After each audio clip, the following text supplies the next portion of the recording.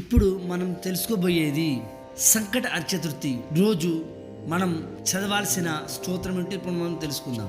ప్రణమ్య శిరసా దేవం గౌరీపుత్రం వినాయకం భక్తావాసం స్మరే నిత్యం ఆయు కామార్థ సిద్ధయే పదమం వక్రతుండం చ ఏకదంతం ద్వితీయకం తృతీయం కృష్ణపింగాక్షం గజవక్త్రం చతుర్దకం లంబోదరం పంచమం చ షష్టం వికటమేవ చ సప్తమం విఘ్నరాజం చ ధూమ్రవర్ణం తదాష్టమం నవమం ఫాలచంద్రం చ దశమం తు వినాయకం ఏకాదశం గణపతిం ద్వాదశం తు గజాననం ద్వాదశైతాని నామాని త్రిసంధ్యం యః పఠేన్నరః న చ విఘ్నభయం తస్య సర్వసిద్ధికరం ప్రభు.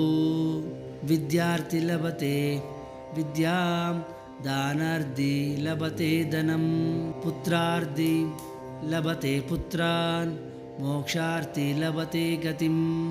జపేద్ గణపతి స్తోత్రం షడ్భిర్మస్మై ఫలం లభేత్ సంవత్సరేణ సిద్ధించ లభతే నాత్ర సంశయః.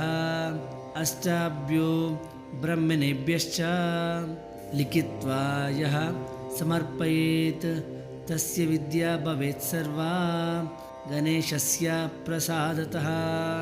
ఇతి శ్రీ నారద పురాణే సంకటనాశన గణపతి గణేశ స్తోత్రం సంపూర్ణం.